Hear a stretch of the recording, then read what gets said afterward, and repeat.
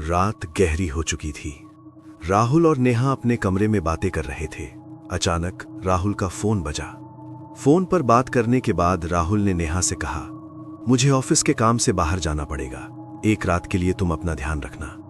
नेहा ने चुपचाप सिर हिलाया और बोली, मैं ध्यान रखूंगी, आप चिंता मत करो। कुछ देर बाद राहुल चला गया। घर में सन्नाटा उतर आया और नेहा भी सोने चली गई। थोड़ी देर बाद अचानक दरवाजे पर दस्तक हुई। नेहा को लगा उसका वहम है और वो सो गई, मगर दरवाजे पर फिर से दस्तक हुई।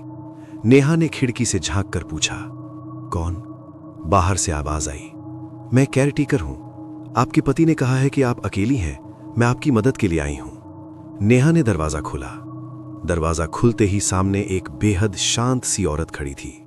उसकी आंखों में अजीब खालीपन था। वो अंदर आकर मुस्कुरा कर बोली, नेहा पूछती है, क्या आपने इससे पहले भी मेरा दरवाजा खटखटाया था?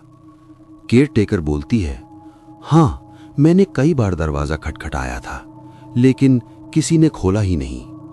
नेहा, अरे हाँ, मैं सो गई थी शायद, इसलिए पता नहीं चला। नेहा, आपने पहले भी कहीं काम किया है? केयरटेकर ने कहा, हाँ, मैंने पहले बहुत सारी जगहों पर काम किया है। नेहा, अच्छा, ठीक है। केयरटेकर पूछती है, क्या आपने खाना खाया? नेहा ने कहा, नहीं, अकेले खाने का मन नहीं हुआ। केयरटेकर कहती है, तो मैं कुछ बना देती हूं, काम तो यही है मेरा। नेहा ने कहा, अरे नहीं, रहने दीजिए। केयरटेकर कहती है, कोई बात नहीं, मैं बना लूंगी। नेहा बोली, खाना अच्छा था, धन्यवाद। केयरटेकर ने कहा, आपको अच्छा लगा, बस यही काफी है। एक बात और, मैं जहां भी काम करने जाती हूं वहां किसी को कुछ तोहफा जरूर देती हूं। नेहा, कैसा तोहफा? ये छोटा सा आईना मेरी तरफ से गिफ्ट समझकर रख लीजिए, इससे नजर नहीं लगती।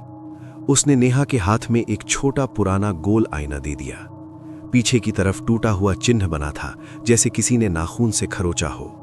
नेहा ने पूछा, राहुल ने सच में आपको भेजा? औरत शांत स्वर में बोली, हां, आप सुरक्षित रहें, बस यही चाहता है। और फिर मुड़कर अंधेरे में खो गई।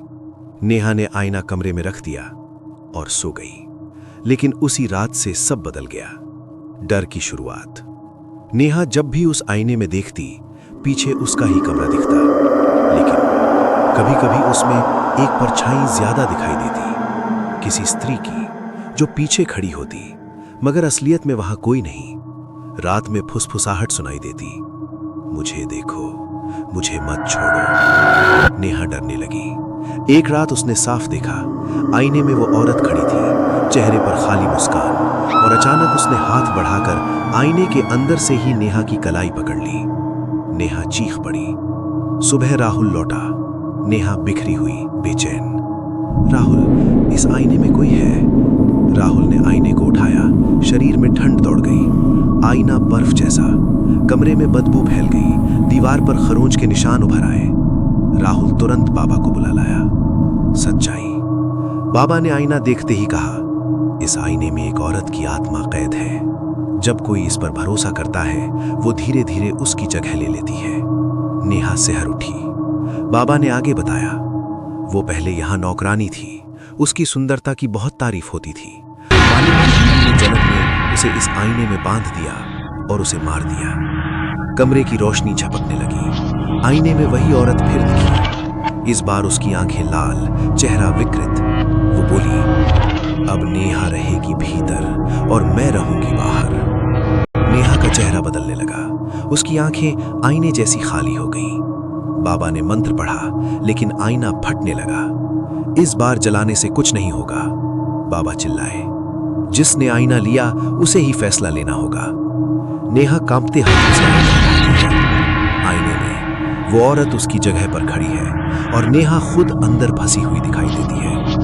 औरत कहती है, बस एक बार मुझे बाहर रहने दो, तुम्हें हमेशा के लिए शांति मिल जाएगी। नेहा की आंखों से आंसू गिरते हैं। कुछ पल के लिए वो चुप रहती है।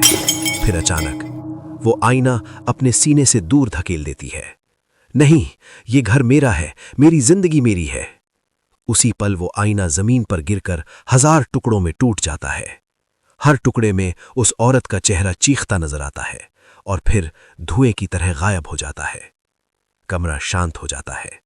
नेहा गिर पड़ती है, लेकिन जिंदा होती है।